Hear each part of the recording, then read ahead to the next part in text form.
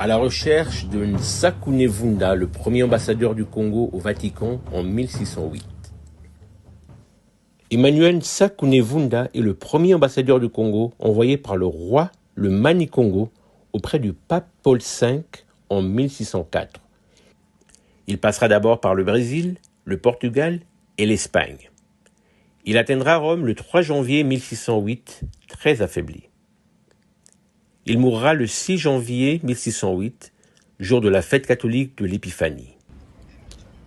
Nous nous sommes rendus à la basilique Sainte-Marie-Majeure à Rome, Santa Maria Maggiore. Et là, dans une des chapelles, on peut apercevoir son buste haut perché, 414 ans après sa mort. C'est bien lui, Nsakunevunda, immortalisé dans ce buste en marbre, très beau et coloré. Ça m'a fait très plaisir de le voir. Bizarre, c'est comme si je voyais un membre de ma famille. Derrière son regard calme et son air honorable, je m'imagine une prestance et un respect, ou l'ositu, comme on dit dans sa langue maternelle, le Kikongo.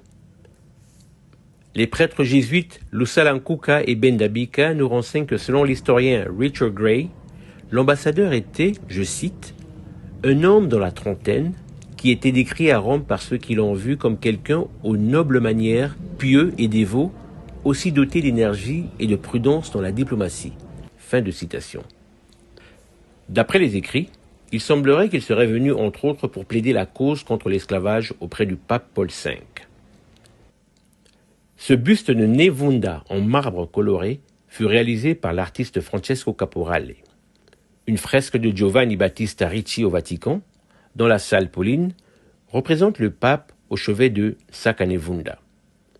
Tout ceci se passe 277 ans avant la conférence de Berlin, où les Européens ont divisé l'Afrique comme un gâteau. Un autre tableau représentant Emmanuel Nsakunevunda, réalisé bien après sa mort et datant de 1616, peut être admiré au palais du Quirinal, dans la salle de Corazzieri à Rome, à côté d'une peinture représentant l'ambassadeur du Japon, Hasekura Tsunenaga. Cette peinture fut réalisée par l'artiste Agostino Tasci.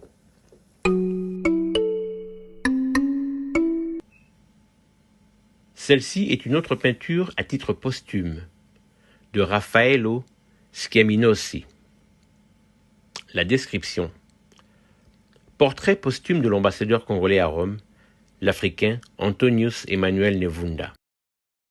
Montrant un buste dans un ovale au-dessus d'un crâne, entouré d'un cadre architectural avec 2 figures allégoriques de chaque côté, et 4 scènes historiques de sa vie, chacun avec sa propre légende. 1608. L'ambassadeur est mort et les 2 dernières scènes montrent la visite du pape sur son lit de mort et son cortège funèbre à Santa Maria Maggiore. Étant donné que l'Espagne s'opposait au rapprochement du royaume Congo avec le Vatican, certains émettent la thèse de l'empoisonnement. En effet, l'Espagne refusait de considérer le royaume Congo comme un royaume indépendant et souhaitait que celui-ci demeure tributaire de la couronne d'Espagne. L'ambassadeur est tombé malade lors de sa traversée de l'Espagne pour venir en Italie. Dès son arrivée à Rome, le pape envoya des médecins à sa rencontre.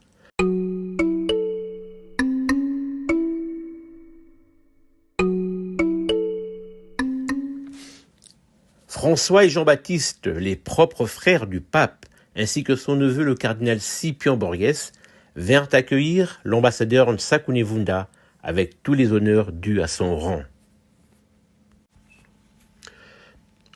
Lorsqu'en 1482 le portugais Diego Cao a soi-disant découvert l'embouchure du fleuve Congo, le royaume Congo était déjà un État centralisé, bien établi et dirigé par le Mani-Congo, basé dans sa capitale Manza-Congo.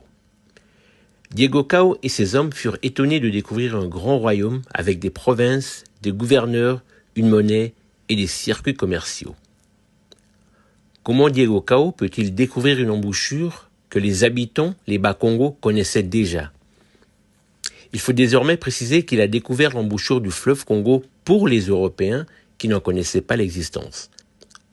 Les Bas-Congo connaissaient déjà cette embouchure.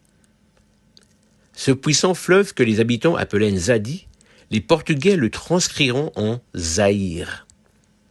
Bref, tout ceci montre que bien avant l'esclavage et la colonisation, nos royaumes africains étaient bien organisés avec des provinces et une administration. Ces peintures et sculptures représentent Nevunda avec toute sa dignité. Le racisme fut fabriqué et théorisé pour justifier l'exploitation économique commise par les Européens.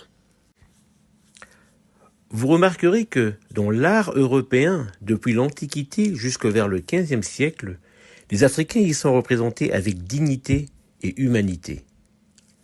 Nous y reviendrons. En fait, c'est écrit Nevunda, mais à mon avis, ça devrait sûrement être Nvunda. Par expérience, je sais que les Européens ont souvent du mal à prononcer la lettre N devant nos noms africains. Par exemple, mon frangin Ntangu se faisait appeler Netangu.